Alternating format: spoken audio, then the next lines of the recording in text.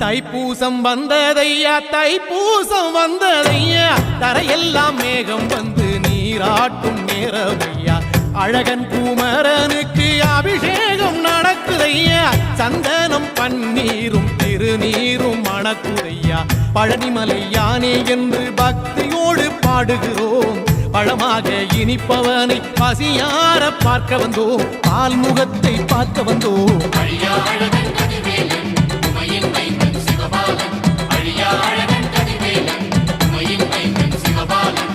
தைப்பூசம் வந்ததையா தைப்பூசம் வந்ததையா தரையெல்லாம் மேகம் வந்து நீராட்டும் நேரமையா